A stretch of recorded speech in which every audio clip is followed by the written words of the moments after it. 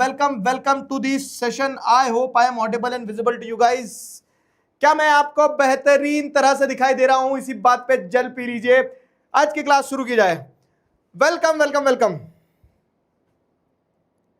क्या हाल है दोस्तों? गेट लगा दो यार, आवाज पूरे घर में गूंजती है।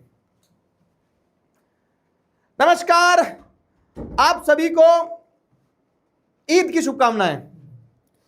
चलो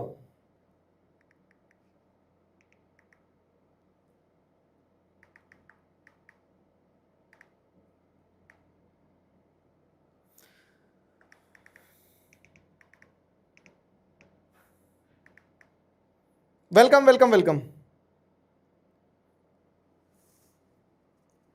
क्या हाल है?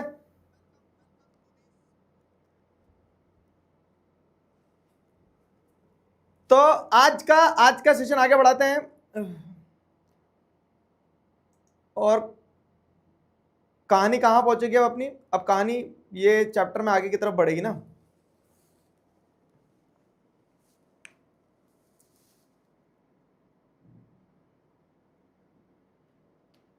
चलिए, हमारी हमारी कॉपी ओएसएम से क्यों चेक होगी? अब घबराओ मत अभी। आधे बच्चे 10वीं के अभी से घबराने लगे। 12वीं वालों का 12वीं वाला का रिजल्ट देखे 10वीं वाले घबराने लगे। हाँ, कोई बात नहीं, चिंता ना करो, चिंता ना करो, अभी समय है। जंग लड़ी जा रही है तुम्हारे लिए, चिंता ना करो। देखो, एक बात मैं बता रहा हूँ, फैक्ट है तुम्हें। क्या होता है ना, हमारे देश में एक बड़ी विडंबना है, समस्या है, बुरी आदत है, कह लो जो भी है, कि या तो कोई काम नहीं होगा, और होगा तो कर देंगे उसको, बस जैसे भी करना है कर दो। तो वही ओएसएम के साथ कुछ थोड़ा सा हुआ, प्रॉपर टेस्टिंग नहीं हुई, और डिस्पाइट द फैक्ट कि ये एविडेंसेस मिले हैं पहले कि ओएसएम ने लोगों को फंसा दिया था, उसके बावजूद भी क्या है, उसको इंप्लीमेंट किया, सारी चीजें हुई। अब अभी तो देखो क्या है ना कि क्लास 12 के जो बच्चे हैं वो परेशान है, प्रताड़ित है उस चीज से, और पूरी टीचिंग फैटर्निटी, स्टूडेंट्स, टीचर्स, सारे लोग मिलकर आवाज उठा रहे हैं उसके लिए। लेट्स सी क्या आउटकम निकल के आता है। आज जो एजुकेशन मिनिस्टर थे उन्होंने प्रेस कॉन्फ्रेंस करके बोला है कि मानते हैं ओएसएम में गड़बड़ी थी और हम एक कमेटी बना रहे हैं सीबीएसई का, ये वो देखेंगे। अब अगला स्टेप ये होना चाहिए कि क्या सोल्यूशन आया, वी आर वेटिंग, ऐसा करके, है ना। चलो देखते हैं। बाकी तुम अभी चिंता मत करो, तुम्हारा क्या होगा ये अपने को पता चलेगा थोड़े समय के बाद में। और यही सवाल हमने कल पूछा भी, अगर आपको ध्यान हो तो एक वीडियो में हमने यही पूछा, तुम आगे का बताओ। अभी जो 10वीं बच्चे हैं उनकी सांसें अटकी हुई है, क्लास में पूछते हैं वो कि हमारी ओएसएम से होगी क्या चेकिंग।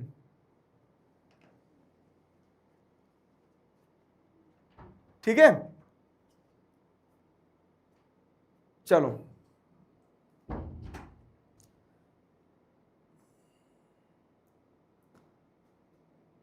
ओके।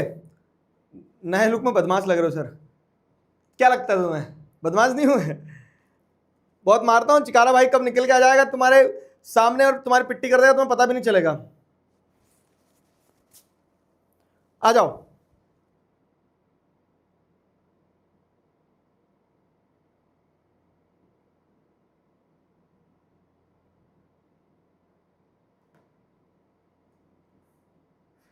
क्यों नाराज हो गए थे पीके भैया? क्या हो गया था, क्या कर दिया था तुमने क्लास में, बताओ। समर वेकेशन नेक्स्ट वीक में, सारे बच्चे आ जाओ, देन विल स्टार्ट। क्या कर दिया तुमने आज उनकी क्लास में? पोपलू और पिकाचू अभी मामा के गांव गए ना, बोल तो रहा हूं।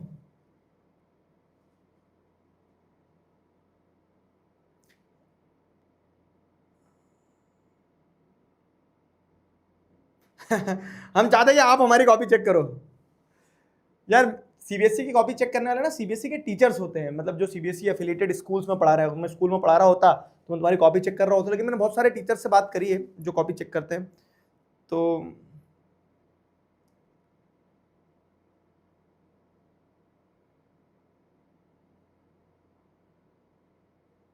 अच्छा,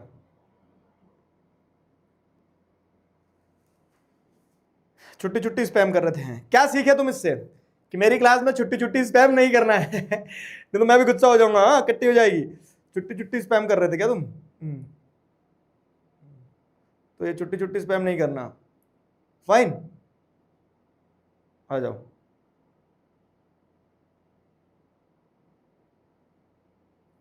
क्यूट रिवीजन नोट्स डाउनलोड नहीं हो रहे हैं, बड़ी समस्याएं हैं। हो रहे हैं, सब हो रहे हैं, तुम एक बार देखो। चलो क्लास शुरू करें जाए, क्लास शुरू करी जाए। देखो हमने पिछली क्लासेस में क्या क्या पढ़ लिया था, किधर गया, हमने पिछली क्लासेस में क्या क्या पढ़ लिया था। तो अपन ने पिछली क्लास में, अगर ध्यान हो आपको, तो चैप्टर का ओवरव्यू ले लिया था, ठीक है। इस चैप्टर के ओवरव्यू में अपन ने ये बताया था कि दो देश के एग्जांपल से अपन पढ़ेंगे। पहला देश था बेल्जियम, बेल्जियम के एग्जांपल से पढ़ा। एथनिक कंपोजिशन क्या देखा बेल्जियम का हमने कि 59% फ्लेमिश रीजन में रहते हैं, डच भाषा बोलते हैं, 40% वेलोन रीजन में रहते हैं, फ्रेंच लैंग्वेज बोलते हैं। ब्रसेल्स कैपिटल सिटी में 80% फ्रेंच बोलते हैं, 20% डच बोलते हैं।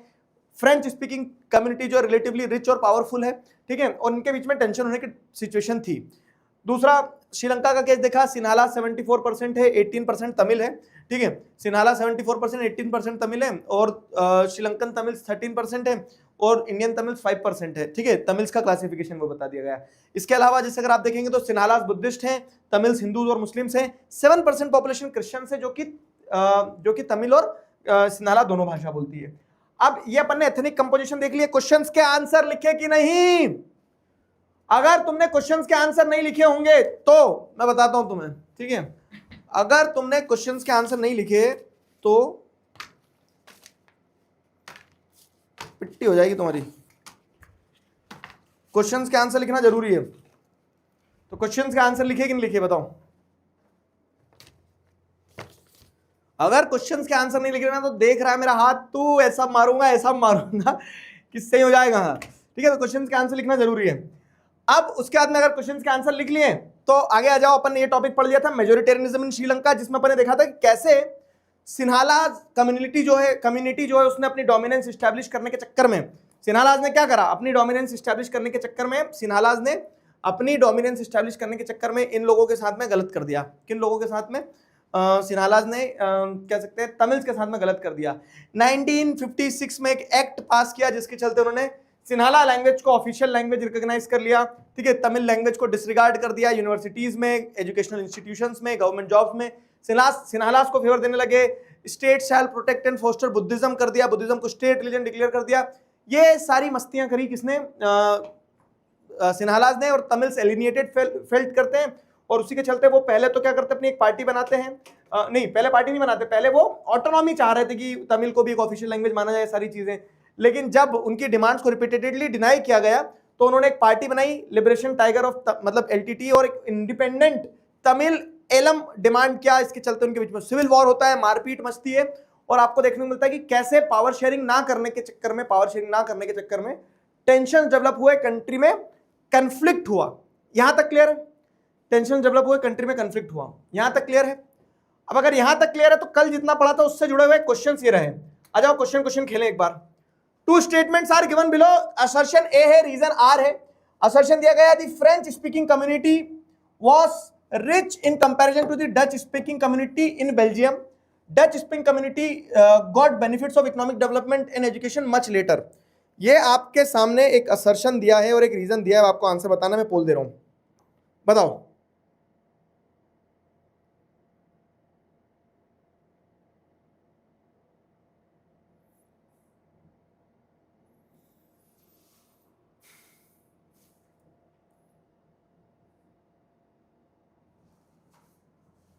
बताओ, जल्दी बताओ, क्वेश्चन आपके सामने।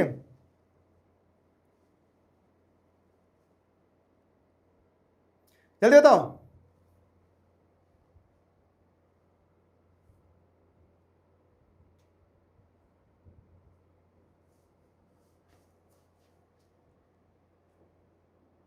बताइए।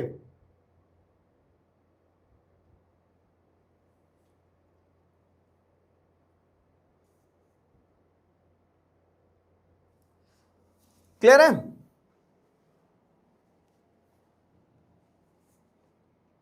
आंसर बताओ इसका जल्दी। अरे पिकाचू अभी नहीं आया है। 3, 2, 1 टाइम अप। तो the right answer for the question is, देखो, असर्शन इज ट्रू। असर्शन सही है। The French speaking community was rich in comparison to the Dutch speaking community in Belgium. Reason है Dutch speaking community got the benefits of economic development and education much later. तो assertion is true, reason is true, और reason is the correct explanation of assertion, ठीक है। तो both A and R true and R is the correct explanation of A. तो इस हिसाब से ए इसका राइट आंसर हो जाएगा। कितने परसेंट बच्चों ने ए लगाया है? बहुत बढ़िया, 47% बच्चों ने ए लगाया। बहुत बढ़िया, शाबाश, बेहतरीन, वेरी गुड। नाम पढ़ेंगे अभी अगले क्वेश्चन में। हाँ, अगला क्वेश्चन देखो क्या है। Identify the correct statement regarding Belgium. Belgium के कंटेक्स्ट में एक सही वाक्य क्या है बताओ? Small country of Europe, big country of Asia, big country of North America, small country of Africa. This time for Africa, सामिना मिना। आईपीएल और फीफा वर्ल्ड कप भी तो आ रहा है ना शायद, है ना? बताओ, ए है राइट आंसर, समझ गए ना? बाबू बाबू बाबू, इसमें देखो ना, Dutch speaking community got the benefits of economic development and education much letter.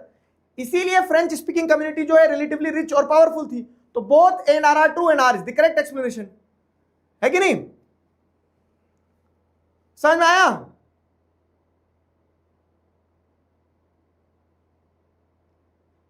बताओ,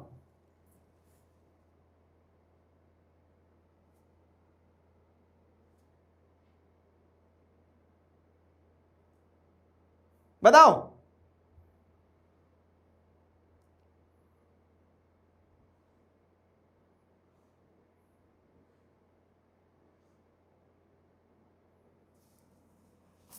क्लियर है? Right answer for the question is 90% बच्चों ने सही आंसर दिया। क्या बात है यार, आज तो कुछ खा के आए हो आप लोग। 90% बच्चों ने। देखो सिंपल है, बेल्जियम एक छोटा कंट्री है, यूरोप का कंट्री है, हमारे हरियाणा के बराबर का है, पॉपुलेशन लगभग 1 करोड़ है। इस तरह से अपने को ध्यान रखना है चीजें। तो आइडेंटिफाई द करेक्ट स्टेटमेंट में ये वाला राइट आंसर होगा। अगला question, which of the following groups is in majority in Sri Lanka? Majority में श्रीलंका में कौन सा ग्रुप है? बोल दू फिर से, ये लो, तमिल स्पीकर। ये तो सिंपल है यार, वैसे सिन्हाला स्पीकर्स लगा दोगे तो इजी आंसर है।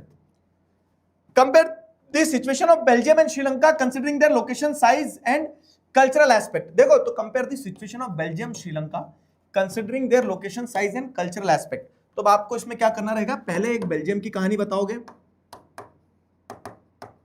अब देखो क्वेश्चन ये बता रहा है कि क्या लिखना है। तो एक पॉइंट आपका लोकेशन से रिलेटेड आएगा कि यूरोप का है, ठीक है, यूरोप का एक कंट्री है, छोटा कंट्री। आंसर लिखना है इसका।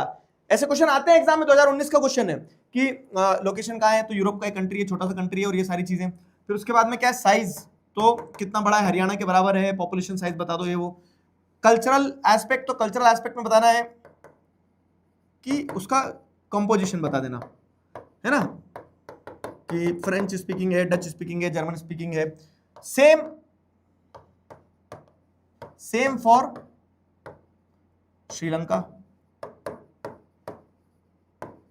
श्रीलंका के लिए भी सेम ऐसी 3 पॉइंटर का एक आंसर बनेगा आपका। कर लोगे? बताओ, जल्दी बताओ। पिछले क्वेश्चंस के लीडर बोर्ड बताता हूं मैं। पहले क्वेश्चन में नव्या, अमृत प्रताप सिंह, तथास्थ सिंह, ज्योति, प्रतीक, हर्षजीत, मिरन, मनसुख, श्रेष्ठ और अतुल, ये पिछले क्वेश्चन के बच्चे हैं। और इस क्वेश्चन के बच्चे अगर हम देखें, मतलब जो इससे पहले वाला क्वेश्चन था, नो लीडर बोर्ड फाउंड क्यों आ रहा है भाई? इसमें नो लीडर बोर्ड फाउंड आ रहा है। कर लोगे ना? चलो, वेरी गुड। आगे अब देखो, यहां पे एक मैं स्टार मार्क कर रहा हूं।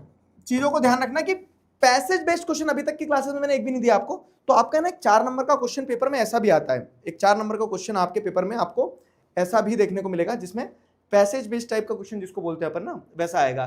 तो power sharing shared, power sharing क्या है? तो power sharing is shared among different organs of government such as legislature, executive, judiciary, ठीक है। let us call this horizontal division of power because it allows different organs of government to be placed at the same level, ठीक है। तो ये power sharing के बारे में बताया गया है। ये वाला जो पार्ट है ना, ये वाला पार्ट वैसे ये वाला क्वेश्चन जो है, ठीक है, ये वाला क्वेश्चन आगे एक टॉपिक आएगा उसके बाद का है। तो अभी अपन इसके लिए इसको क्या करते हैं, होल्ड करते हैं। जब अपना लास्ट टॉपिक हो जाएगा ना, उसके बाद ये क्वेश्चन उठाएंगे, क्योंकि ये पावर शेयरिंग जो है, डिफरेंट ऑर्गन्स, लेवल्स, इनके बीच के पावर शेयरिंग को दर्शा रहा है। उसको होल्ड करते हैं अभी, है ना। आ जाओ। तो हमने कल श्रीलंका की कहानी देख ली थी। श्रीलंका की कहानी देखने के बाद हमें यह समझ में आया था कि श्रीलंका में भाई साहब दिक्कत थी, है ना। श्रीलंका में क्या दिक्कत थी? श्रीलंका में उन्होंने पावर शेयर नहीं करी, मारपीट मच गई, तो वहां पावर शेयरिंग नहीं थी। अब दूसरा, बेल्जियम में भी डाइवर्सिटी थी। तो बेल्जियम की कहानी देखते हैं कि बेल्जियम में क्या हुआ था आखिरकार। तो बेल्जियम में अकोमोडेशन हुआ था। अब अकोमोडेशन इन बेल्जियम ये जो टॉपिक है, तो ये क्या दर्शाना चाहता है, अकोमोडेशन बेल्जियम में कैसे हुआ, अकोमोडेशन आखिरकार होता क्या है, उस चीज को समझते हैं कि अकोमोडेशन जो बेल्जियम में हुआ तो वो क्यों हुआ, क्या हुआ, कैसा हुआ। ठीक है, अकोमोडेशन इन बेल्जियम समझते हैं। Fine, ready, accommodation in Belgium समझते हैं। यहां तक क्लियर है ना? गौरव रावत को ब्लॉक कर दो सर, ठीक है।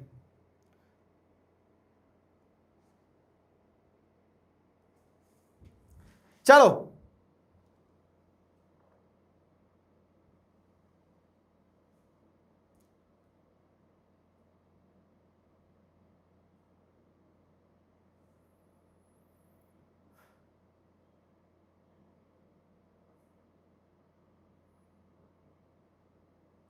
ठीक है।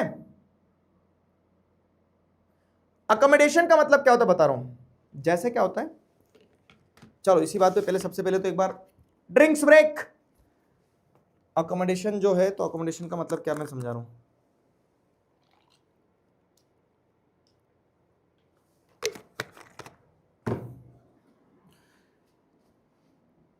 जैसे हम ये वर्ड है ना, अकोमोडेट करना किसी भी चीज को, मतलब समा लेना।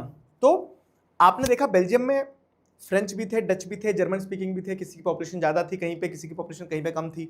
जो कंट्री में ज्यादा थे कैपिटल सिटी में कम थे, कैपिटल सिटी में जो कम थे वो कंट्री में ज्यादा थे। तो डाइवर्सिटी थी, और उस डाइवर्सिटी को हम क्या कहेंगे, मतलब जो विविधता थी, जो डाइवर्सिटी थी, जो डिफरेंट डिफरेंट पीपल थे, तो उनके बीच में, जैसे श्रीलंका में मारपीट मच गई ना सिन्हालाज और तमिल्स के बीच में, तो उनके बीच में भी टेंशन था, उनके बीच में भी लड़ाइयां हो सकती थी।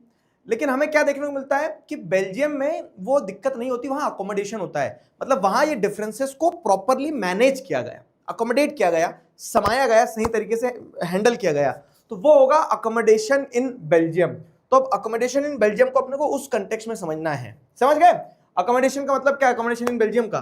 तो आओ अब देखते हैं कि बेल्जियम में अकोमोडेशन कैसे हुआ। ठीक है, विल लुक इनटू दिस कि बेल्जियम में अकोमोडेशन कैसे हुआ, समझते हैं अकोमोडेशन इन बेल्जियम। फाइन, समझ गए?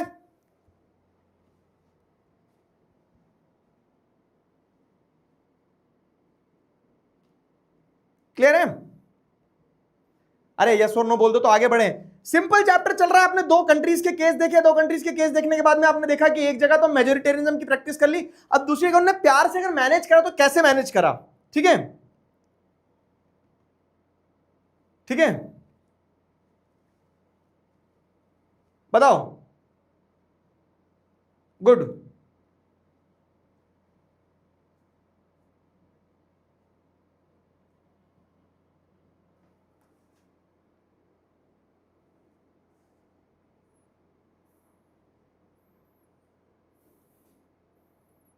ठीक है।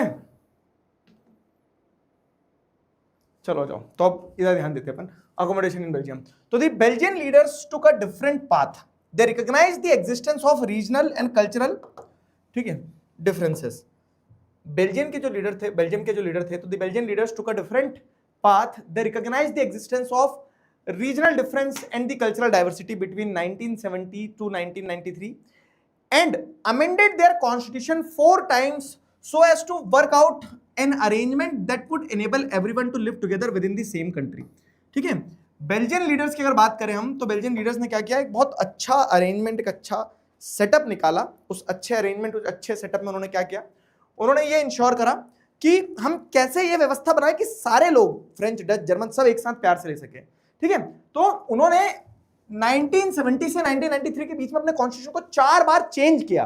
और 4 बार क्यों चेंज किया, ताकि वो अकोमोडेशन, वो इंक्लूसिवनेस ला सके। ठीक है, वो अकोमोडेशन, वो इंक्लूसिवनेस ला सके। तो the arrangement they worked out is different from any other country and it is very innovative. Here are some of the elements of Belgian model. ठीक है, तो जिस तरह से उन्होंने अकोमोडेट किया, जिस तरह से उन्होंने अरेंजमेंट बैठाया, वो अकोमोडेशन का सिस्टम, वो अरेंजमेंट बड़ा इनोवेटिव रहा है। ठीक है, बड़ा इनोवेटिव रहा है, और it worked out very well. ठीक है, वो बहुत बेहतरीन तरह से काम करके गया। उस अकोमोडेशन वाले सिस्टम ने बहुत बेहतरीन तरह से काम किया। समझे? तो अब ऐसा क्या किया, क्या इनोवेटिव किया उन्होंने, ये बताओ क्या किया, कैसे इनोवेटिव किया, तो वो समझते हैं। तो the constitution prescribes that the number of Dutch and French speaking ministers shall be equal in the central government. French और डच स्पीकिंग मिनिस्टर्स, सबसे पहला चेंज मतलब क्या ऐसी 4 चीजें करी जिससे उन्होंने अपने डाइवर्सिटी को अकोमोडेट किया, तो क्या ऐसी 4 चीजें करी, तो पहली चीज क्या है, पहली चीज ये है कि constitution prescribe that the number of Dutch and French speaking ministers shall be equal in the central government. मतलब जो सेंट्रल गवर्नमेंट बनेगी ना उनकी, कंट्री के लेवल की जो गवर्नमेंट बनेगी, जैसे हमारी कंट्री के लेवल की जो गवर्नमेंट बनती है मोदी जी, ठीक है, तो उस कंट्री के लेवल की गवर्नमेंट में फ्रेंच और डच स्पीकिंग मिनिस्टर जो हैं, फ्रेंच और डच स्पीकिंग मिनिस्टर जो है वो बराबर होना चाहिए, इस चीज की बात की गई है, ठीक है। Constitution prescribe the number of French and Dutch speaking ministers shall be equal in the central government, ये पहली चीज लाए। तो चाहे फ्रेंच मेजोर मतलब चाहे डच मेजोरिटी में या फ्रेंच मेजोरिटी में फर्क नहीं पड़ता है, मिनिस्टर्स जो रहेंगे दोनों ही लैंग्वेज के बराबर बराबर रहेंगे, ठीक है। तो constitution prescribe the number of Dutch and French speaking ministers shall be equal in the central government. some special laws require the support of majority of members from each linguistic group, ठीक है। कोई अगर आपको कुछ special laws बनाना है तो आपको French community से भी मेजोरिटी चाहिए रहेगी और डच कम्युनिटी से भी मेजोरिटी चाहिए रहेगी। Thus no single community can make decisions unilaterally, और ऐसा जब आप करोगे तो इससे आपको फायदा ये मिलेगा कि कोई भी एक सिंगल कम्युनिटी यूनिलैटरल डिसीजंस नहीं ले पाएगी, मतलब अपने मन से अपनी इच्छा से एक तरफा डिसीजंस नहीं ले पाएगी कोई भी कम्युनिटी। समझ गए? पहला पॉइंट समझ में आया कि जो बेल्जियम में अकोमोडेशन इन बेल्जियम पहला टॉपिक है अपना, कि उन्होंने कैसे अच्छे से इंक्लूसिव तरीके से डाइवर्सिटी को मैनेज किया। तो उन्होंने अपने कॉन्स्टिट्यूशन को 1970 से 1993 के बीच में 4 बार अमेंड किया, और क्या करा कॉन्स्टिट्यूशन में, तो पहली चीज ये करी कि फ्रेंच और Dutch speaking minister central level पे बराबर रहेंगे, जिससे कोई भी सिंगल कम्युनिटी को ऐसा ना लगे कि दूसरी कम्युनिटी अपने मन से एक तरफा डिसीजन ले लेगी, ठीक है। तो यूनिलैटरल डिसीजंस नहीं होंगे। समझ गए? बताओ बताओ बताओ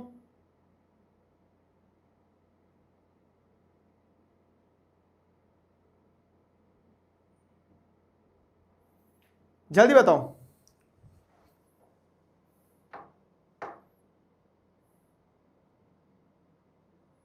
पहला पॉइंट समझ में आया? ठीक है, माइक थोड़ा ऊपर लगा लीजिए, ऊपर लगा लूं यहाँ।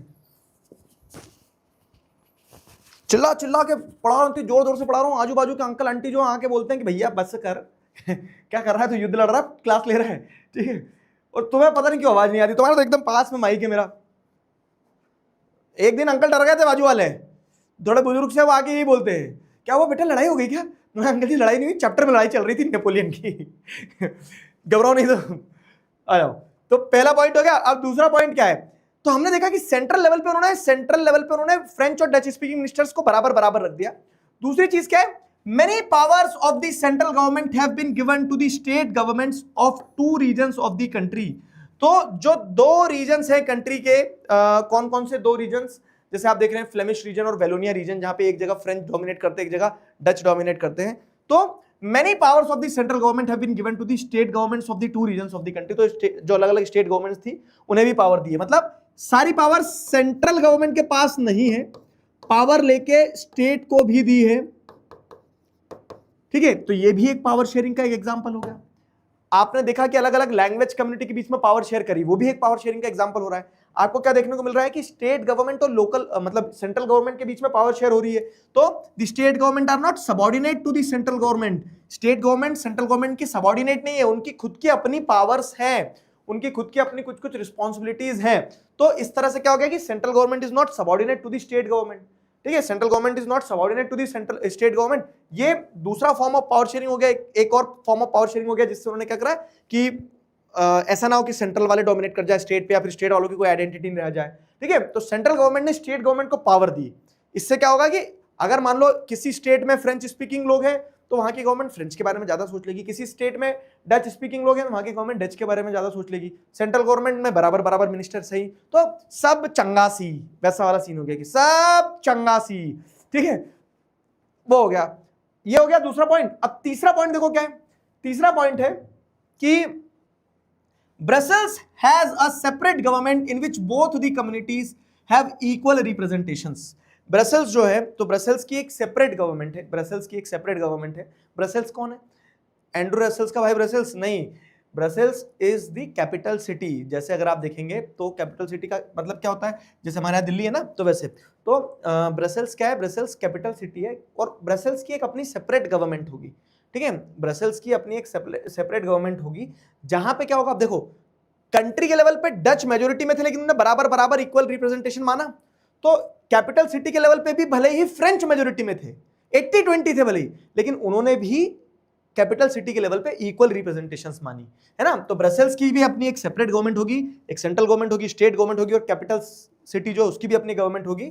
और यहां पे भी आपको क्या देखने को मिलता है कि the French speaking people accepted the equal representation in Brussels because the Dutch speaking community has accepted the equal representation in the whole country, ठीक है। तो अगर डच स्पीकिंग ने पूरी कंट्री में इक्वल रिप्रेजेंटेशन एक्सेप्ट किया है, तो फ्रेंच स्पीकिंग ने कैपिटल सिटी में भी इक्वल रिप्रेजेंटेशन एक्सेप्ट किया है, डिस्पाइट द फैक्ट कि वो ज्यादा नंबर में थे वहां, ठीक है।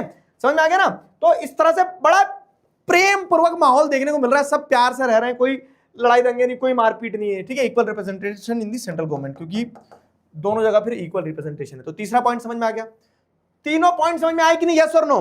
क्या 3 चेंजेस किए गए, पहला सेंट्रल गवर्नमेंट में इक्वल फ्रेंच और डच रहेंगे, सेंट्रल गवर्नमेंट ने स्टेट गवर्नमेंट को पावर दी, state governments are not subordinate to the central government.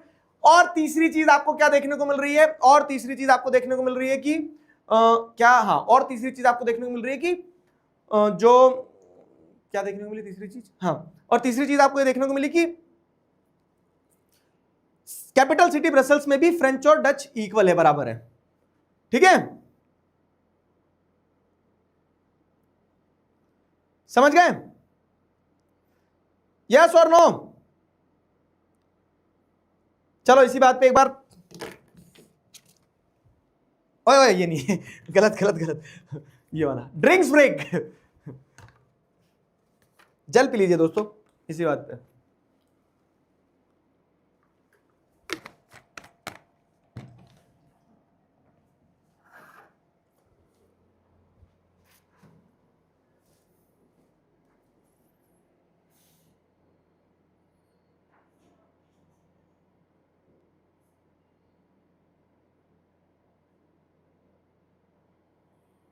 Clear हो गया।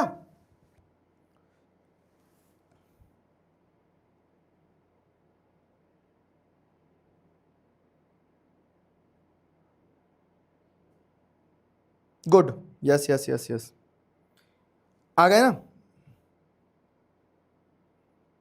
बढ़िया।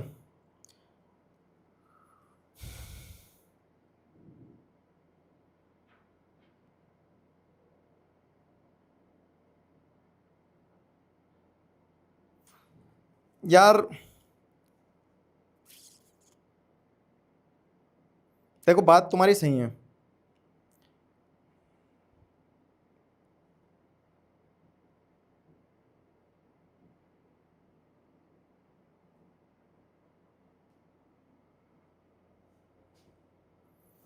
एक बच्चा चैट में एक चीज लिख रहा है कि मैं अभी स्टार्टिंग में तुमसे वही तो बोला, ये ओएसएम से तुम डरो मत, ठीक है। अभी इस पे कोई स्टेटस ऐसा नहीं आया कि इस बार भी 10वीं के बच्चों का ओएसएम होगा नहीं होगा, क्या होगा, जब आएगा तब अपन उसको समझ लेंगे ना, अभी क्यों टेंशन ले रहे हो, चिल करो, ठीक है। आ जाओ, अब आ जाओ चौथा, देखो 3 चेंजेस मैंने तुम्हें बता दिए, अब चौथा चेंज क्या हुआ था वो समझना, समझना बाबू, हाँ, चौथा चेंज क्या हुआ था वो समझना। तो apart from the central and the state government there is a third kind of government. जैसे एक सेंट्रल गवर्नमेंट थी, स्टेट गवर्नमेंट थी, वो तो सब थी, लेकिन उसके अलावा एक थर्ड काइंड ऑफ गवर्नमेंट और बनाई इन्होंने बेल्जियम में, और वो थर्ड काइंड ऑफ गवर्नमेंट क्या थी, कम्युनिटी गवर्नमेंट। वो थर्ड काइंड ऑफ गवर्नमेंट जो थी वो कौन सी थी, कम्युनिटी गवर्नमेंट थी, समझे। जो थर्ड काइंड ऑफ गवर्नमेंट थी वो थी कम्युनिटी गवर्नमेंट। तो community government is the third kind of government जो बनाई गई। अब ये कम्युनिटी गवर्नमेंट क्या करती थी, तो community government is elected by people belonging to one language community, है ना। जैसे डच भाषा बोलने वाले लोगों की एक डच कम्युनिटी गवर्नमेंट होगी, फ्रेंच भाषा बोलने वालों के लिए फ्रेंच कम्युनिटी गवर्नमेंट, जर्मन भाषा बोलने वालों के लिए जर्मन कम्युनिटी गवर्नमेंट होगी। कंटेक्स्ट समझना, जैसे मैं आपसे बोल रहा हूं ऐसा समझ लो उसको एक एग्जांपल के तौर पे कि हिंदूज के मैटर्स को डील करने के लिए एक हिंदू गवर्नमेंट बना दो, मुस्लिम्स के मैटर्स से डील करने के लिए एक मुस्लिम गवर्नमेंट बना दो, क्रिश्चियंस के मैटर से डील करने के लिए क्रिश्चियन मैटर बना दो, और क्रिश्चियन गवर्नमेंट बना दो, और सिख के मैटर्स जो होंगे उनसे डील करने के लिए एक सिख गवर्नमेंट बना दो। इससे फायदा या नुकसान क्या होगा बताओ? इससे फायदा या नुकसान ये होगा कि जब आपको देखने को मिलता है कि कोई रिलीजन से जुड़ा हुआ मुद्दा है, उस पर डिसीजन लेना है, तो उसमें ना सेंट्रल गवर्नमेंट निर्णय लेगी ना स्टेट गवर्नमेंट निर्णय लेगी, उस पर निर्णय लेगी, क्रिश्चियंस का मैटर है तो क्रिश्चियन गवर्नमेंट निर्णय ले ले। तो होगा क्या कि कल को कोई भी क्रिश्चियंस प्रोटेस्ट नहीं करेंगे कि यार वो गवर्नमेंट जो थी सेंट्रल गवर्नमेंट वो तो हिंदू डोमिनेटेड थी या तो मुस्लिम डोमिनेटेड थी, उन्होंने निर्णय सही लिया गलत लिया। लड़ाई होगी ही नहीं उस चीज पे, ठीक है, उस चीज पे लड़ाई होगी ही नहीं। क्यों? क्योंकि आपको देखने को मिल रहा है कि जिनका रिलीजन था उन्हीं की गवर्नमेंट ने निर्णय लिया उस रिलीजन से जुड़ा हुआ, और ये जो क्रिश्चियन गवर्नमेंट बनेगी या फिर सिख गवर्नमेंट या फिर मुस्लिम गवर्नमेंट या फिर हिंदू गवर्नमेंट बनेगी, तो इन्हें चूज कौन करेगा? तो उसी रिलीजन के लोगों को चूज करने दो, है ना। अच्छा लगा ना आइडिया? यही आइडिया इन्होंने यहां पे बनाया था। क्या बनाया था कि इन्होंने सेंट्रल गवर्नमेंट और स्टेट गवर्नमेंट के अलावा एक कम्युनिटी गवर्नमेंट बनाई, और वो कम्युनिटी गवर्नमेंट कैसी बनी कि फ्रेंच लैंग्वेज बोलने वालों के लिए एक French community government, Dutch language बोलने वालों के लिए एक डच कम्युनिटी गवर्नमेंट, ठीक है, और जर्मन लैंग्वेज बोलने वालों के लिए एक जर्मन कम्युनिटी गवर्नमेंट। तो सारे अलग अलग लैंग्वेज ग्रुप्स के लिए अपनी अलग अलग कम्युनिटी गवर्नमेंट होगी, और वो उनसे जुड़े हुए मुद्दों पे निर्णय लेगी। मतलब उनके मैटर्स जो होंगे, मान लो कि अब कोई व्यक्ति, ये पूरा पेज घूम गया, ये पूरा कंट्री, कोई व्यक्ति यहाँ रह रहा, कोई यहाँ रह रहा, कोई यहाँ रह रहा, कोई यहाँ रह रहा है, तो यहाँ जो रह रहा है, ठीक है, वो अगर डच लैंग्वेज बोल रहा है, यहाँ जो रह रहा है वो डच लैंग्वेज बोल रहा है, यहाँ जो रह रहा है डच बोल रहा है, यहाँ पे डच, तो ये चारों लोग भले कहीं भी रहे कंट्री पे, no matter where they live, ठीक है, they all will vote for the Dutch, ठीक है, they all will vote for the Dutch community government. और ये डच कम्युनिटी गवर्नमेंट फिर क्या करेगी? डच लैंग्वेज बोलने वाले लोगों ने ही सेलेक्ट करी है। तो this government has the power regarding cultural, educational and language related issue. तो कल्चर हो गया, लैंग्वेज हो गया और एजुकेशन हो गया। तो culture, language, education, Dutch culture का क्या करना है, डच लैंग्वेज का क्या करना है, डच लैंग्वेज बोलने वाले लोगों के एजुकेशन का क्या करना है, तो उन सारे सेंसिटिव मुद्दों पे निर्णय उन्हीं की कम्युनिटी गवर्नमेंट लेगी, जिससे कोई क्वेश्चन नहीं कर सकता कि यार हमारे लैंग्वेज के टुवर्ड्स तो सेंसिटिविटी नहीं दिखाई सेंट्रल गवर्नमेंट ने, क्योंकि सेंट्रल गवर्नमेंट में फ्रेंच लैंग्वेज बोलने वाले ज्यादा थे।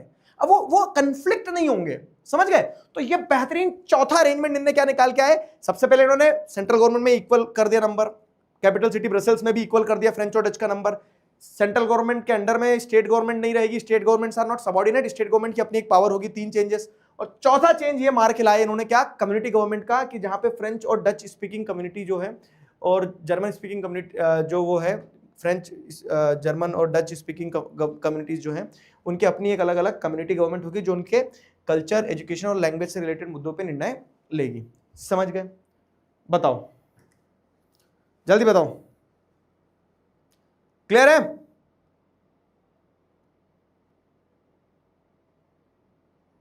क्लियर हुआ? बताओ बताओ बताओ।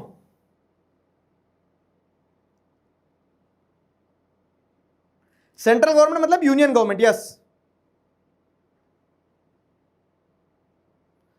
क्लियर हुआ? यस और नो? ठीक है। तो अब जैसे अगर आप देखेंगे तो इन सारे चेंजेस के साथ में उन्होंने क्या करा ना, इन सारे चेंजेस के चलते उन्होंने बहुत प्यार से अकोमोडेट करा चीजों को। तो you might find Belgian model very complicated, it Indeed is very complicated even for people living in Belgium. तो ऐसा लगने में लग रहा है Dutch government, English government, French government, community government, क्या क्या, ठीक है। लेकिन आप जैसे देखेंगे ना तो ये कॉम्प्लिकेटेड नहीं है, ठीक है, but these arrangements have worked well so far, ठीक है। और इन्हीं के चलते उनके बीच में आज भी प्यार मोहब्बत बना हुआ, प्यार से रह रहे हैं सब। They help to avoid civic strife, मतलब लोगों के बीच में लड़ाइयां नहीं हुई। सिविक स्ट्राइफ मतलब ये between the two major communities and a possible division of country on linguistic line. प्यार से रह रहे हैं लोग, नहीं तो क्या करते, देश को भाषा के नाम पे फाड़ के फेंक देते कि नहीं फ्रेंच वालों के लिए अलग फ्रांस में मिला दो, डच वालों को नीदरलैंड में मिला दो। तो ऐसा नहीं हुआ। Many other countries in Europe came together, ठीक है, बहुत सारी कंट्रीज जब यूरोप में एक साथ आई और उन्होंने यूरोपियन यूनियन बनाया, तो जब उन्होंने देखा कि यूरोपियन यूनियन का हेडक्वार्टर कहां रखना चाहिए, तो उन्होंने ब्रसेल्स को सेलेक्ट करा अपना हेडक्वार्टर बनाने के लिए। क्यों? क्योंकि उन्हें एहसास हुआ कि ब्रसेल्स इतना डाइवर्स कंट्री होकर इतने अच्छे से रह रहा है, तो यूरोपियन यूनियन भी सारे यूरोपियन कंट्रीज का यूनियन है, तो उन्हें भी अगर अच्छे से रहना है तो उनको भी कहाँ रहना चाहिए, मतलब ब्रसेल्स में ही अपना कैपिटल बनाना चाहिए, सेंटर बनाना चाहिए। तो यूरोपियन यूनियन का कैपिटल जो है, हेडक्वार्टर जो है, वो ब्रसेल्स में है, ठीक है। क्लियर हुआ? अब अब जैसे अगर हम देखें यहाँ पे तो यहाँ आगे कहानी क्या बढ़ती है, तो so what do we learn from these two stories of Belgium and Sri Lanka, बताओ क्या सीखे तुम। ये सीखे सर कि एक जगह पावर शेयरिंग हो गई और एक जगह पावर शेयरिंग नहीं हुई, तो जिस जगह पावर शेयरिंग हो गई वहां मारपीट नहीं मची और जिस जगह पावर शेयरिंग हुई वहां बहुत मारपीट मच गई, है ना। तो तो what do you learn from these two stories of Belgium and Sri Lanka, तो बोथ आर डेमोक्रेसीज, दोनों जगह हमने देखा कि दोनों ही डेमोक्रेसीज हैं, ठीक है। Yet they dealt with the question of power sharing very differently, लेकिन दोनों ने पावर शेयरिंग की जब बात आई तो अलग अलग तरीके से डील किया, है ना। किसी ने अच्छे से डील किया, किसी ने अच्छे से डील नहीं किया, ठीक है। In Belgium the leaders have realized that the unity of country is possible only by respecting the feelings and interest of different communities and regions. Belgium में एहसास हुआ कि अगर अच्छे से प्यार से मोहब्बत से जीना है तो उसके लिए क्या है, दोनों कंट्रीज को रिस्पेक्ट करना होगा, दोनों कंट्रीज के साथ प्रेम से रहना होगा। Such a realisation resulted in mutually acceptable arrangements for sharing power, ठीक है।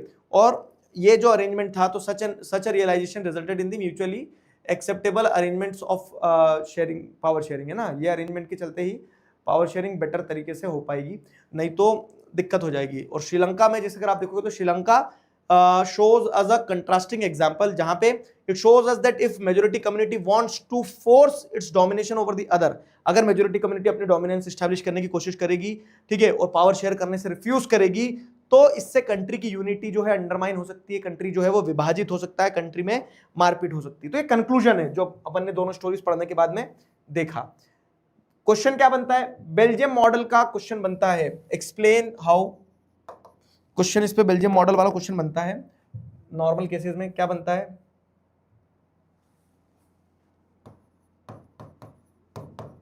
एक्सप्लेन हाउ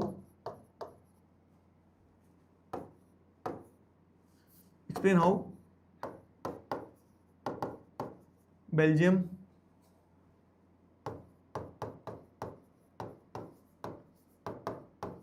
accommodated the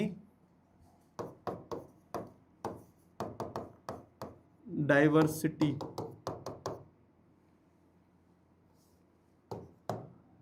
पांच नंबर का क्वेश्चन पूछ रहा हूं कि बताओ बेल्जियम ने डाइवर्सिटी को अकोमोडेट कैसे किया, ठीक है। Explain how Belgium accommodated the diversity, ठीक है। बेल्जियम में भी डाइवर्सिटी थी, अरे तो बताइए कैसे डाइवर्सिटी का अकोमोडेशन हुआ। चलो क्लियर, क्लियर हुआ, क्या चैट्स में क्या कंफ्यूजन हो रहे हैं,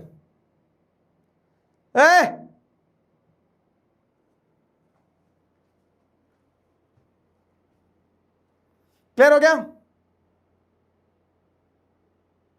मैं ब्लॉक कर देता हूं बेटा,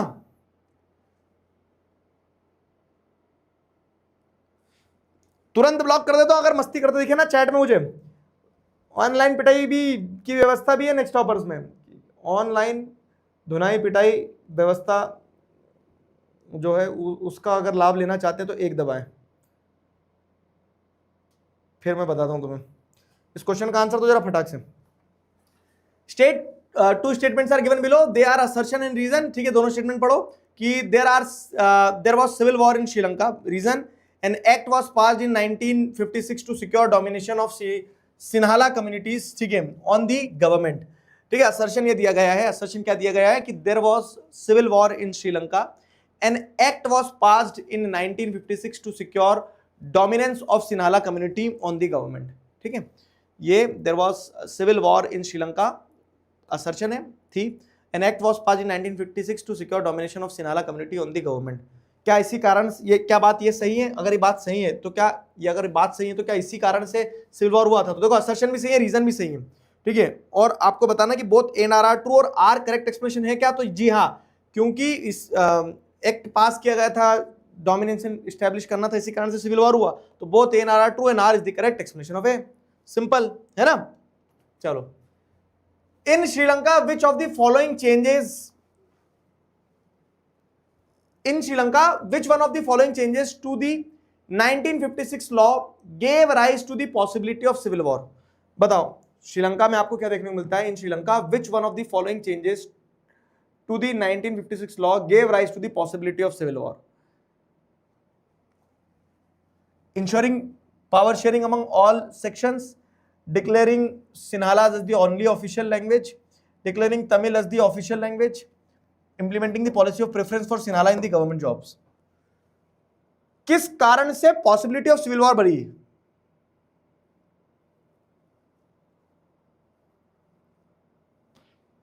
पावर शेयरिंग सब में तो करी नहीं, तमिल को ऑफिशियल लैंग्वेज बनाया, declaring Sinhala as the official language, implementing the policy of preference for Sinhalas in government jobs.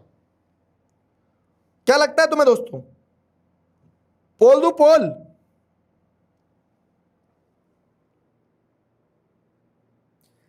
बताओ क्या लगता है तुम्हें, what do you guys think? जल्दी बताओ।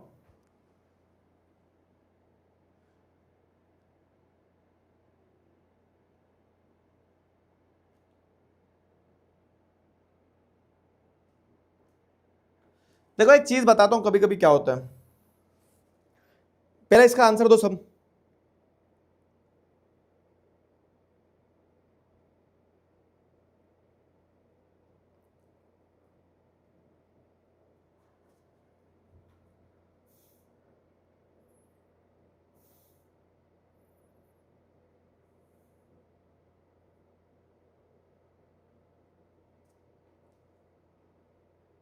बताओ।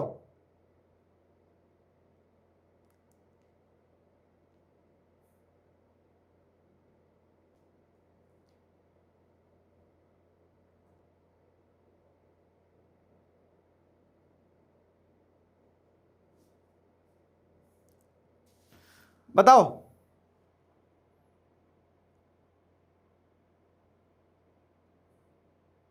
देखो वेरी गुड, इसमें ना डी होगा राइट आंसर।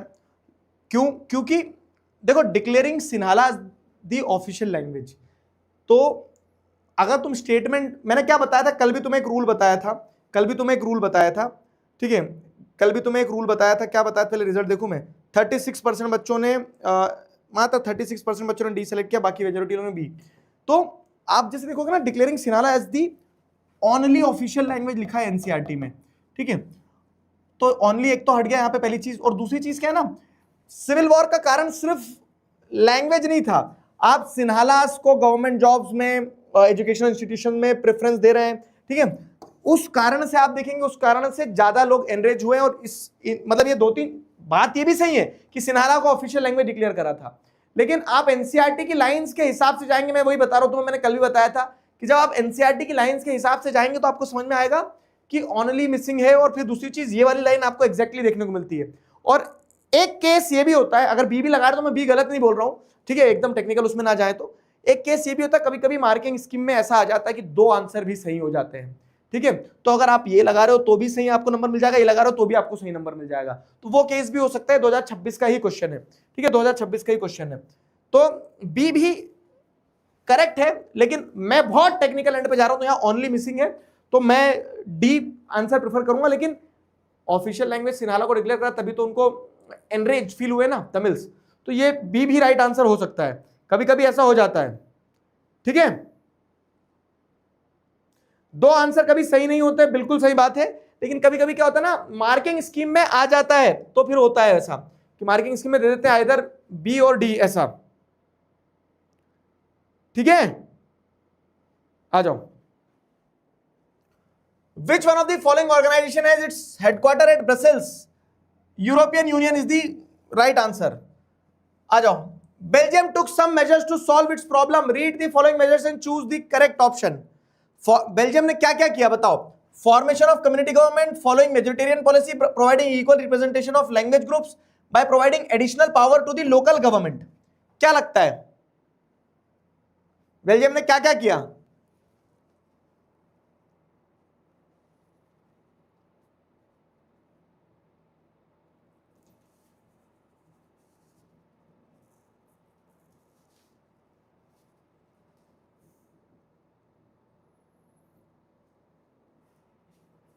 हाँ बताओ बताओ, मैं भी वही ढूंढ रहा हूं।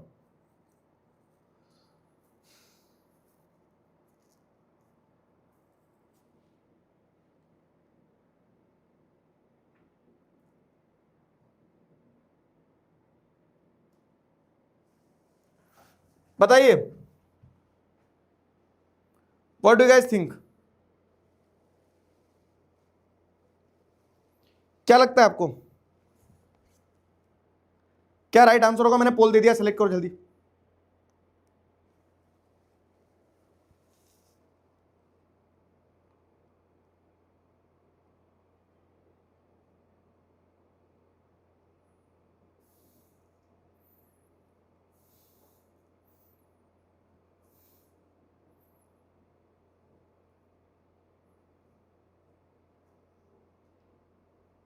बताओ।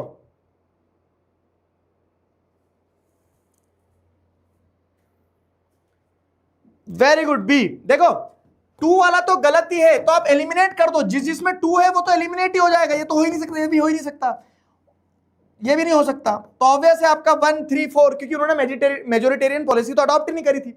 उन्होंने तो क्या किया था? अकोमोडेशन अडॉप्ट किया था। Identify the primary objective of power sharing arrangement in Belgium. Primary objective क्या था पावर शेयरिंग अरेंजमेंट का? बी राइट आंसर है। पिछले वाले का कितने परसेंट बच्चों ने बी दिया, एक बार देखें। 62% बच्चों ने बी दिया था। Primary objective of power sharing arrangement in Belgium from the following options: establishing a unitary form of government, centralized political control of government, establishing cultural and educational matter of Dutch, accommodating linguistic and regional interest। Simple है, very simple, कि जो भी Belgium ने किया है power sharing के लिए, उससे वो अलग अलग लिंग्विस्टिक और रीजनल इंटरेस्ट को अकोमोडेट करना चाहते थे। 2024 का क्वेश्चन है, ठीक है। अगला क्वेश्चन देखो क्या है। अगला क्वेश्चन क्या है कि Belgium's power sharing arrangements were design to accommodate its linguistic and cultural division. ठीक है, बात सही है।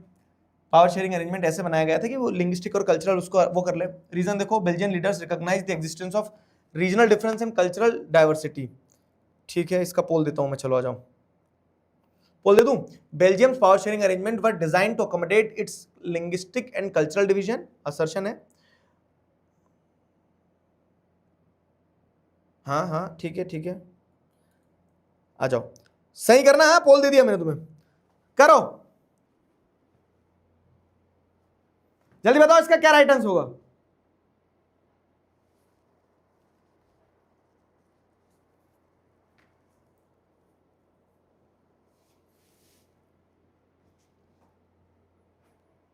बताओ।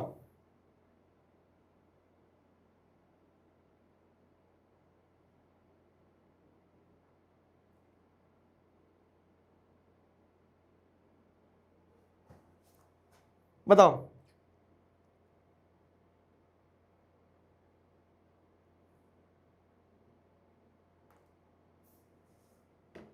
बेल्जियम का क्या है ना बाबू, सिंपल मॉडल था। तुम ये तो सेल्फ एक्सप्लेनेटरी है ना, उसमें गलत आंसर कहां? अरे यार पिट्टी कर दूं तुम्हारी। Belgium's power sharing arrangement were design to accommodate its linguistic and cultural divisions. सही बात है। बेल्जियम में जैसे अगर आप देखोगे तो आपको क्या देखने को मिल रहा था, क्लियर कट देखने को मिल रहा था ना, कि ऊपर वाला बेल्जियम जो हिस्सा है, ऊपर वाले बेल्जियम के हिस्से में डच भाषा बोलने वाले, नीचे वाले फ्रेंच। अब अलग अलग है तो उनको अकोमोडेट करना है, तो आपको कुछ ऐसा अरेंजमेंट बिठाना होगा कि दोनों जगह काम चल जाए। तो वही केस था कि बेल्जियम का जो पावर शेयरिंग अरेंजमेंट था वो इस तरह से बनाया गया कि आप उसके लिंग्विस्टिक और कल्चरल डाइवर्सिटी को अकोमोडेट कर पाओ। क्यों? क्योंकि अब ऐसा क्यों? क्योंकि बेल्जियम के लीडर्स ने रिकॉग्नाइज किया कि अगर आप रीजनल डिफरेंसेस नहीं रखोगे, कल्चर डाइवर्सिटी नहीं रखोगे, तो आपका देश विभाजित हो जाएगा। आपके देश में अलग अलग लोग हैं तो उनको आपको एक साथ रखना ही पड़ेगा। तो असर्शन सही है, स्टेप 1 चेक। रीजन सही है, स्टेप 2 चेक। अब ये देखना है कि reason is the correct explanation of assertion और नॉट। ठीक है, तो इसको सवाल बनाओ और इसको जवाब बनाओ और मैच करने की कोशिश करो। ठीक है, सिंपल है, आ जाओ। क्लियर हुआ? The government measures gradually increase the feeling of alienation in Sri Lanka. ये होमवर्क क्वेश्चन में दिया था मैंने तुम्हें, ध्यान है?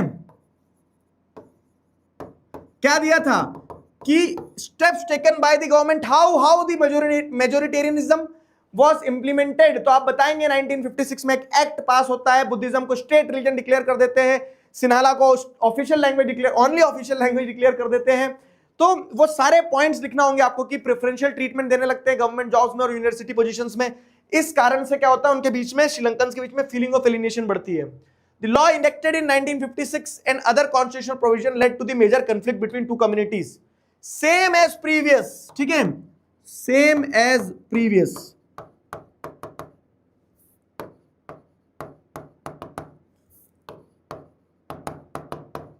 क्या लिख रहा हूं मैं? प्रीवियस की स्पेलिंग गलत को लिख रहा हूं। सेम एज प्रीवियस, ठीक है। प्रीवियस वाला जो क्वेश्चन था उसी का वो है, how did the feeling of alienation developed among the Sri Lankan Tamils. Same, ये मैं आपको बताना चाह रहा हूं कि सवाल बहरूपिया होता है, सवाल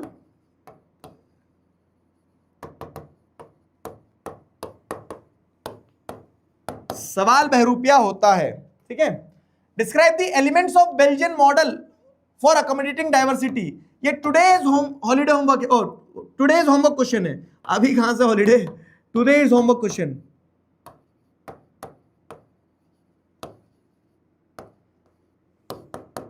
ये आज के होमवर्क क्वेश्चन में मैंने आपको बताया यही चीज कि आपको क्या लिखना है। आज के होमवर्क क्वेश्चन में बताया ना कि 4 पॉइंट जो लिखना है कि सेंट्रल और इक्वल मेंबर्स, इक्वल फ्रेंच और डच वाले, equal French and Dutch speaking minister होना चाहिए सेंट्रल लेवल पे, वही कैपिटल सिटी में भी वही होना चाहिए, ठीक है। स्टेट गवर्नमेंट की अपनी पावर होगी, ध्यान आ रहा है, स्टेट गवर्नमेंट की एक अपनी पावर होगी, और उसके बाद में क्या है, कम्युनिटी गवर्नमेंट होगी एक, ठीक है। ये सारे पॉइंटर्स आपको लिखना रहेंगे, क्लियर है। Compare the Belgian model and the Sri Lankan model of power sharing. तो अब आपको क्या करना है, बताना कि एक जगह पावर शेयरिंग हुई है, ठीक है, एक जगह अकोमोडेशन हुआ है और एक जगह मेजोरिटेरियनिज्म।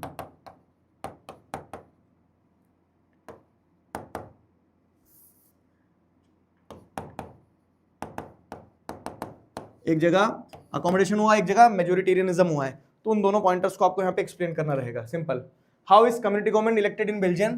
तो कम्युनिटी गवर्नमेंट कैसे इलेक्ट होती है, people belonging to one language community. अब देखो एक चीज सिखाता हूं मैं तुम्हें, अब ये तो 3 नंबर का क्वेश्चन है सर, 3 नंबर के क्वेश्चन में हम कैसे लिखेंगे,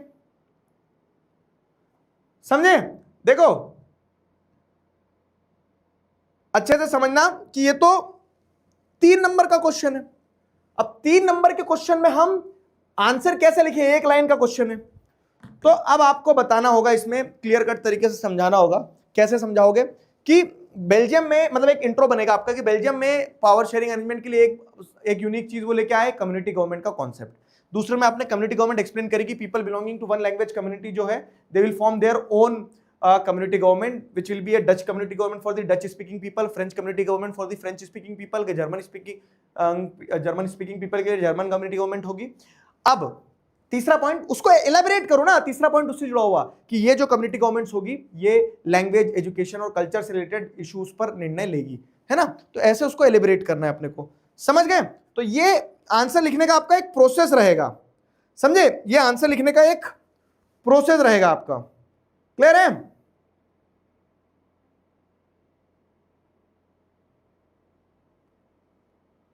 क्लियर हुआ। ये चैट में मस्ती मत करो यार, मैं पिट्टी कर दूंगा तुम्हारी। हम बनेंगे सारे आंसर्स, आ जाओ। Why power sharing is desirable, छोटा टॉपिक और पढ़ेंगे। यहां तक समझ में आया। मैं अब ना बच्चों को ब्लॉक करना शुरू कर दूं, जरा रुक जाओ। ये नानाजी नाम का जो बच्चा है एक, रुक जा तेरी पिट्टी करता हूं। अपेक्षा लिख रही है आई लव नीरज। अपेक्षा बताऊं तुम्हारे पापा को,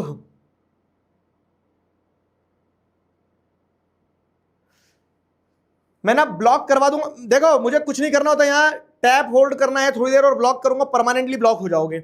बस फिर मुझे ऐसा लगता है कि यार बच्चों ने पैसे दिए हैं, बैच में आए हैं, तो ये सारी चीजें ना करी जाए, समझे। कर दूं क्या एक दो को ब्लॉक। इस बैच की शुरुआत किसके साथ करी जाए,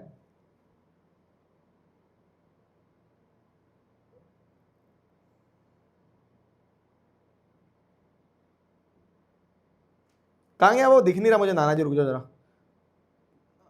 पकड़ के उसको आज मैं ब्लॉक ही करता हूं ना, मिल नहीं रहा है।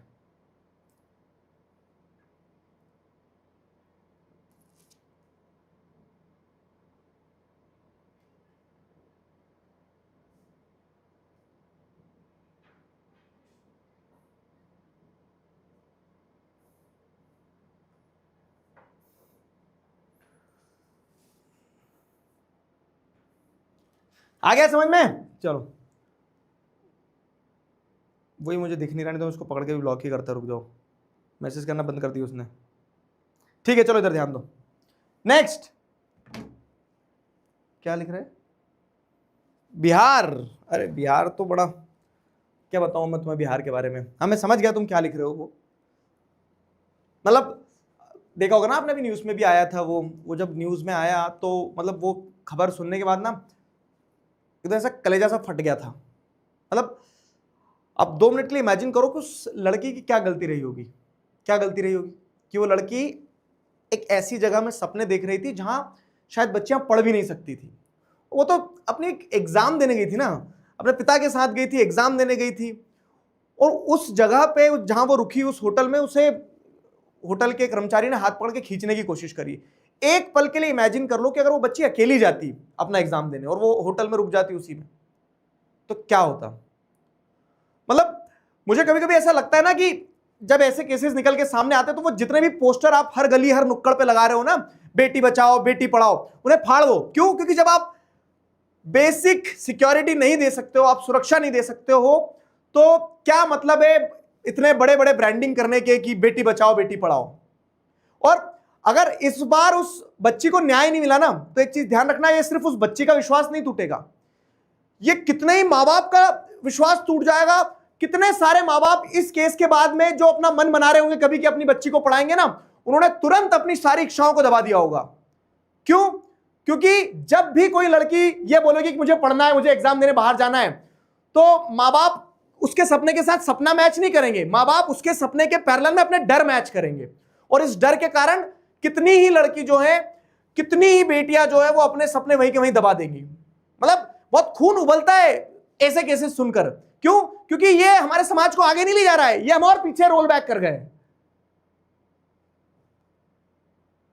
मतलब ये सोचने वाली बात है। आप सोचो 2 मिनट के लिए, हम 21st सेंचुरी में जी रहे हैं, ये इकोनॉमी बन गए, वो इकोनॉमी बन गए, हम बेटी बचाओ बेटी पढ़ाओ बड़े बड़े कैंपेन चला रहे हैं, पर ग्राउंड रियलिटी क्या है कि एक लड़की अपने पिता के साथ है। मान लो 2 मिनट के लिए उसके साथ पिता नहीं होते तो फिर वही 4 दिन पेपरबाजी चलती, 4 दिन न्यूज में आता, फिर चीजें समाप्त हो जाती। बिहार में ऐसे एक और केस हुआ था, तुम्हें ध्यान हो तो, एक बार एक नीट की छात्रा जो है पढ़ने के लिए आई थी पटना में, उसका रेप हो गया था। तो अब इसका सोल्यूशन ये नहीं है सरकार देगी, इसका सोल्यूशन ये नहीं है कि गवर्नमेंट देगी या फिर ये नेता देंगे या फिर वो देंगे। इसका सोल्यूशन हमें बुरा जो देखन में चला बुरा ना मिलिया कोई। क्यों? क्योंकि हम जब देखते हैं ना तो सबसे बुरा इंसान तो हम खुद है। किसी ने जिस लड़के ने उसे खींचने की कोशिश करी वो भी तो समाज का ही हिस्सा है ना। तो हमें समाज के तौर पे ग्रो करना होगा, तब शायद ये चीजें सुधरेगी। हम बैठे रहेंगे सरकारों के भरोसे, नेताओं के भरोसे, सिस्टम्स के भरोसे, उससे कुछ नहीं होना है।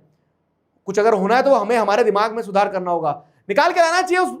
अगर उस लड़की को न्याय नहीं मिला है ना तो ये बहुत शर्मनाक चीज है, क्योंकि उसको न्याय नहीं मिलने से कितने ही सपने और कुचल दिए जाएंगे। और ये जो मैं चैट में भी देख रहा हूं ना, तो ये क्या दर्शाता है, आपके अंदर अच्छी चीज होगी तो आप अच्छी चीज लिखोगे, और आपके अंदर ही कूड़ा कचरा भरा होगा तो ये कूड़ा कचरा यही निकालोगे आप।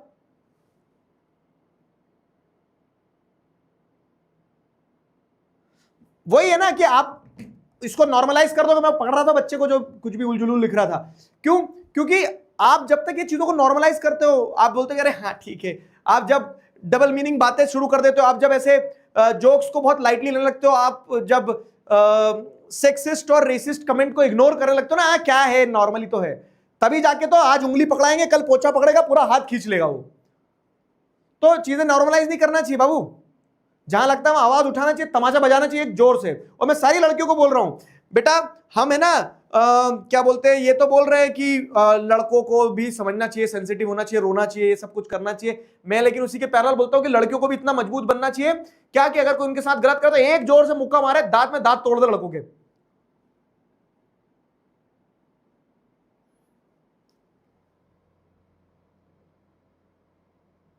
समझे?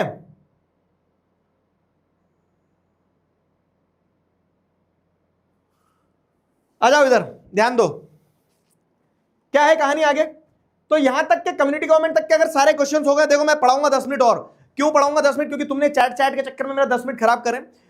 Y power sharing is desirable एक इंपॉर्टेंट टॉपिक है, क्योंकि फिर कल अपने पास में सीधा ये वाला टॉपिक रहेगा एक। तो why power sharing is desirable. हमने पावर शेयरिंग का दो केसेस देखे, कौन कौन से, एक जर्मनी का देखा, एक बेल्जियम का देखा। अब जर्मनी और जिसको निकलना है क्लास में निकल जाओ फटाफट, छुट्टी उट्टी मत लिखना। एक जर्मनी का केस देखा, एक बेल्जियम का केस देखा। अब दोनों केसेस देखने के बाद हमें यह तो समझ में आ गया कि दिक्कत है, क्या दिक्कत है कि अगर आप पावर शेयर नहीं करोगे तो लड़ाई होगी, और पावर शेयर करोगे तो प्यार मोहब्बत से रह लेंगे।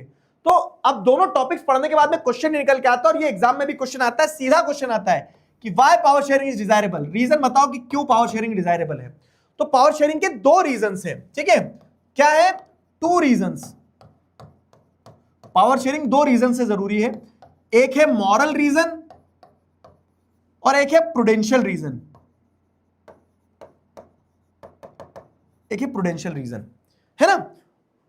प्रूडेंशियल का मतलब क्या होता है पहले समझ लो, मॉरल वर्ड तो तुमने सुना भी है, प्रूडेंशियल का मतलब समझ लो। प्रूडेंशियल का मतलब होता है समझदारी भरा काम। जैसे बोलते हैं ना कि पढ़ना लिखना is a prudent decision. Prudent decision का मतलब होता है कि प्रूडेंट मतलब which is the decision which involve consciousness, ठीक है, द डिसीजन विच इन्वॉल्व समझदारी। तो जो समझदारी वाली चीज है वो प्रूडेंशियल या फिर प्रूडेंट कहलाता है ना। तो why power sharing is desirable, तो डज, जैसे अगर हम देखेंगे तो उसके दो रीजन है, thus two different set of reasons can be given in favour of power sharing. और वो दो डिफरेंट रीजंस क्या है कि पावर शेयरिंग जो है, पहली बात तो एक प्रूडेंशियल रीजन है, और प्रूडेंशियल रीजन को सपोर्ट करता है फर्स्ट वाला ये पॉइंट है, ठीक है। पावर शेयरिंग क्यों जरूरी है, तो एक प्रूडेंशियल रीजन है, एक मॉरल रीजन है। तो प्रूडेंशियल रीजन क्या कहता है कि power sharing is good because it helps to reduce the possibility of conflict between social groups, ठीक है। पावर शेयरिंग क्या करती है, चांसेस ऑफ कंफ्लिक्ट को रिड्यूस कर देती है, कि पावर शेयरिंग अगर हो रही है तो लोगों में आपस में लड़ाई नहीं होगी, चांसेस ऑफ कंफ्लिक्ट जो है वो रिड्यूस हो जाएगी। It helps to reduce the possibility of conflict between social groups. Simple चीज है, दो भाई है घर में, अगर दो भाई में आपने क्या करा कि एक को तो सारी मिठाई का डब्बा दे दिया और दूसरे को खाली डब्बा दे दिया कि तू मिठाई के डब्बे से ट्रक ट्रक खेल बेटा, तो दूसरा भाई क्या बोलेगा, लात मारता हूं ये ट्रक के डब्बे को मैं, है ना। क्यों, क्योंकि उसको लगेगा कि एक के लिए सब कुछ, दूसरे के लिए कुछ नहीं, समझे। तो वही चीज है यहां पे कि पावर शेयरिंग का प्रूडेंट रीजन, प्रूडेंशियल रीजन, समझदारी भरा रीजन यही है कि अगर आप पावर शेयर कर दोगे तो this will reduce the possibility of conflict, लोग लड़ेंगे नहीं आपस में। पावर शेयर कर दो तो लोगों के बीच में आपस में कंफ्लिक्ट्स नहीं होंगे, ठीक है। तो power sharing is good because it helps reduce the possibility of conflict between social groups. Since social conflict often leads to violence and political instability, power sharing is a good way to ensure the stability of political order, ठीक है। Social conflicts के चलते क्या होता है ना, since social conflicts leads to, आपको क्या देखने को मिल रहा है कि लोग आपस में लड़ते हैं, पावर शेयर नहीं होती है तो लड़ेंगे, और जब लड़ेंगे तो उसके चलते क्या होगा कि आपका पॉलिटिकल ऑर्डर हिल जाएगा। ये पूरा प्रूडेंशियल रीजन बता रहा हूं मैं कि अगर आप लोगों के बीच में पावर शेयर नहीं करोगे, वो लड़ेंगे तो वो पॉलिटिकल ऑर्डर, सरकार के अगेंस्ट में विद्रोह करेंगे, सरकार गिर जाएगी, देश कैसे चलेगा, है ना। तो पहला तो क्या है, power sharing is a good way to ensure stability of political order, कि आपको सही देश चलाना है तो पावर शेयर करते रहो, ठीक है। और फिर इसका और एक्सटेंशन बताया गया है कि अगर आप मान लो imposing the will of majority community over other में look like an attractive option in short run. Short run में तो अच्छा लगता है कि हाँ ठीक है, मेजोरिटी जो कम्युनिटी है, मेजोरिटी कम्युनिटी तो ज्यादा डोमिनेट कर जाएगी माइनॉरिटी के ऊपर, शॉर्ट रन में सब ठीक लगेगा, मतलब शॉर्ट पीरियड के लिए। लेकिन लॉन्ग टर्म में वो सहते सहते सहते जो माइनॉरिटी कम्युनिटी होगी ना, एक दिन वो उठ के पलट के जवाब देगी और उस दिन हो जाएगी देश में दंगे, है ना। तो imposing the will of majority community over others में look like an attractive option in short run, but in long run it undermines the unity of nation. लेकिन जब आप इसको थोड़ा लॉन्ग टर्म पर्सपेक्टिव से सोचोगे ना, तो इससे कंट्री यूनाइटेड नहीं रहेगा, कंट्री बिखर जाएगा, टूट जाएगा, लोगों में आपस में कंफ्लिक्ट हो जाएंगे, मारकाट मच जाएगी, ठीक है। तो ये पावर शेयरिंग का एक प्रूडेंशियल रीजन है, ठीक है। This is the prudential reason of power sharing, ये पावर शेयरिंग का एक प्रूडेंशियल रीजन है। अब दूसरा देखें, मॉरल रीजन क्या है, मॉरल रीजन भी बता रहा हूं, ठीक है। तो tyranny of majority is not just oppressive for minority, it often leads to the it often affects majority adversely as well. मतलब वही है कि अगर दंगे होंगे तो सिर्फ ऐसा नहीं है कि माइनॉरिटी लोगों को ही नुकसान होगा, जो मेजोरिटी में है उनका भी नुकसान होगा, जो माइनॉरिटी में उनका भी नुकसान होगा। तो यहाँ पे वही टेरानी मतलब क्या होता है, अत्याचार। तो tyranny of majority is not just oppressive for minority, ठीक है। Tyranny of majority is not just oppressive for minority, सिर्फ माइनॉरिटीज को नुकसान नहीं है, ठीक है। It often affect the majority as well, ठीक है। वही है कि चार तुम मारोगे तो एक तुम्हारा भी मरेगा, वही है, दंगों का तो यही होता है ऐसा। इसीलिए पावर शेयर कर दो, लड़ाइयाँ नहीं होगी, पॉलिटिकल ऑर्डर स्टेबल रहेगा, लॉन्ग टर्म में कंट्री खुश रहेगी। अब सेकंड रीजन जो है वो है power sharing is good for democracies, is power sharing is very spirit of democracy. ये मॉरल रीजन है ना, ये मॉरल रीजन है। क्या है मॉरलिज्म में बता रहा हूं। प्रूडेंशियल तो दिख रहा है कि 2 और 2 4 होते हैं, इसके लिए हमें क्या करना होगा, अगर इससे 2 रुपए लिए इससे 2 रुपए लिए तो टोटल 4 होना चाहिए, तो दिख रहा है कैलकुलेटिव है कि पावर शेयर कर दोगे तो लोग नहीं लड़ेंगे, तो समझ में आ रहा है। और दूसरा एक मॉरल रीजन है जो डीप रीजन है, ठीक है, वो क्या है कि power sharing is the very spirit of democracy. जैसे एक एग्जांपल देता हूं, उससे समझ में आएगा तुम्हें, ठीक है, तुम्हें एक एग्जांपल समझ में आएगा। क्या है एग्जांपल? एग्जांपल ये है कि अगर मैं कहता हूं कि तुम एक अच्छे बच्चे हो, तो अगर अच्छे बच्चे हो तो अच्छे बच्चे के लिए क्या करना होगा, आपको बड़ों की बात मानना होगी, आपको लोगों की रिस्पेक्ट करना होगी, आपको जेन्युइनली लोगों के लिए अच्छा फील करना होगा। आप किसी के साथ छल कपट द्वेष भाव ये नहीं रखोगे अपने मन में ना, द्वेष भाव नहीं रखोगे। अच्छा व्यक्ति का मतलब होता है कि एक अच्छा इंसान है वो, और अच्छा इंसान है तो वो डिसिप्लिन्ड है, घर वालों की रिस्पेक्ट करता है, बाहर वालों की रिस्पेक्ट करता है, किसी का बुरा नहीं करता है, किसी का मन नहीं दुखाता है नोइंगली, है ना। ये अच्छे इंसान की डेफिनेशन है। अब अगर मैं वही कह रहा हूं कि मैं तो सर रोड पे चलते लोगों को मारता हूं धम धम धम, लेकिन मैं अच्छा इंसान हूं, तो ये कंट्राडिक्टरी नहीं हो गया कि आप रोड पे चलते लोगों को मार रहे हो और बोल रहे हो कि बिना रीजन के मार रहे हो, पागलों की तरह मार रहे हो बस, और आप बोल रहे हो मैं तो बहुत अच्छा इंसान हूं, मैं तो थैनोस हूं, मैं तो दुनिया की आधी पॉपुलेशन खत्म करना चाह रहा हूं। क्यों? क्योंकि फिर दुनिया में क्या है कि पॉपुलेशन जो बढ़ रही है तो सब बैलेंस रहेगा। तो अगर आप अच्छे इंसान हो तो आप दूसरों को खत्म करने की सोचोगे नहीं, है ना। तो वैसे ही अब ये एग्जांपल से मैं क्या समझाना चाह रहा हूं कि वैसे अगर हम बात करते हैं डेमोक्रेसी, अगर डेमोक्रेसी अच्छी है तो डेमोक्रेसी इसलिए है या फिर डेमोक्रेसी अच्छी इसलिए है क्योंकि डेमोक्रेसी में पावर शेयरिंग हो रही है, डेमोक्रेसी में लोगों को अधिकार मिल रहे हैं, डेमोक्रेसी में लोगों को राइट्स है, डेमोक्रेसी में लोगों की सुनी जाती है। तो democracy is good because democracy मतलब power sharing is the basic essence of democracy. अगर पावर शेयरिंग नहीं होगी तो डेमोक्रेसी तो काम की ही नहीं है ना मेरे दोस्त, है ना। Without power sharing democracy is of no use. तो power sharing is the very spirit of democracy. यही मॉरल रीजन है कि अगर आप डेमोक्रेसी हो तो आपसे एक्सपेक्ट किया ही जाता है कि आप पावर शेयर करो। अगर आप एक अच्छे बच्चे हो तो आपसे एक्सपेक्ट किया जाएगा कि आप लोगों की रिस्पेक्ट करोगे, ठीक है। तो जैसे पावर शेयरिंग डेमोक्रेसी का एसेंशियल पार्ट है, वैसे ही लोगों की रिस्पेक्ट करना अच्छे होने का एक एसेंशियल पार्ट है। तो वही कि there is another reason, second reason, which is power sharing is the very spirit of democracy, ठीक है। A democratic rule involves sharing power with those affected by its exercise and who have to live with its effect, ठीक है। मतलब एक democracy ऐसी चीज होती है जहां पे एक डेमोक्रेटिक सिस्टम ऐसा होता है जहां पे उन लोगों के साथ पावर शेयर की जाती है जिनसे उनके ऊपर प्रभाव पड़ने वाला है। जैसे सरकार जब टैक्स बढ़ाएगी तो टैक्स बढ़ने से क्या होगा, आम जनता के ऊपर प्रभाव पड़ेगा, है ना। तो यहाँ पे वही बताया गया है क्या कि एक डेमोक्रेटिक रूल वही होता है जहां पे जिन लोगों पे प्रभाव पड़ने वाला उन लोगों के बारे में सोचा जाता है, उन लोगों के बारे में समझा जाता है, ठीक है। People have a right to be consulted on how they are to be govern. A legitimate government is one where citizens through participation acquire a stake in the system, ठीक है। एक लेजिटिमेट गवर्नमेंट वो government होती है जहां पे लोग क्या करते हैं ना, एक लेजिटिमेट गवर्नमेंट वो गवर्नमेंट होती है जहां पे लोग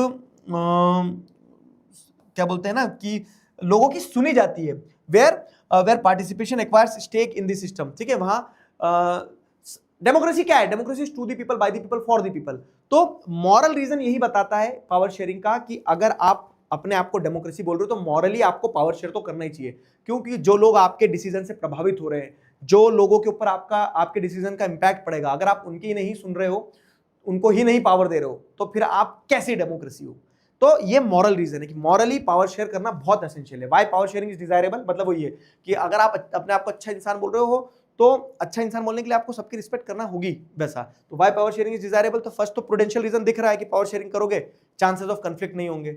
और मॉरल रीजन क्या दिख रहा है कि power sharing is the very spirit of democracy. समझ गए, power sharing is the very spirit of democracy. तो इसको अपन इसीलिए क्या कह रहे हैं, let us call the first set of reason the prudential reasons and the second set of reason the moral reasons. While prudential reason stress that power sharing will bring better outcomes, moral reason emphasize the very act of power sharing is variable, ठीक है। Prudential reason ये बोल रहे हैं कि उससे outcome सही रहेगा कि आप पावर शेयर करोगे तो लोग लड़ेंगे नहीं, सही है। और moral reason emphasise the very act of power sharing is valuable. Moral reason बोलता है कि पावर शेयरिंग अपने आप में ही बहुत जरूरी, नहीं तो आप डेमोक्रेसी ही नहीं कहलाओगे। समझे। तो ये दो रीजन है पावर शेयरिंग के। क्या दोनों रीजन आपको समझ में आए? टेल मी फास्ट, कर रहा हूं छुट्टी, बस क्वेश्चंस कल कर लेंगे इसके, मतलब नेक्स्ट क्लास में। बताओ बताओ बताओ बताओ बताओ।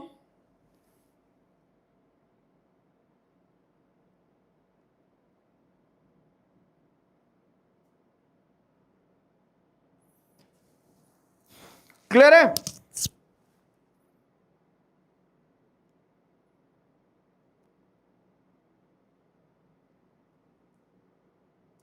क्लियर है? हाँ बस कर रहा हूं छुट्टी। Prudential reason, chances of conflict नहीं होंगे, और मॉरल रीजन क्या है कि लोग पीसफुली रह पाएंगे। ठीक है,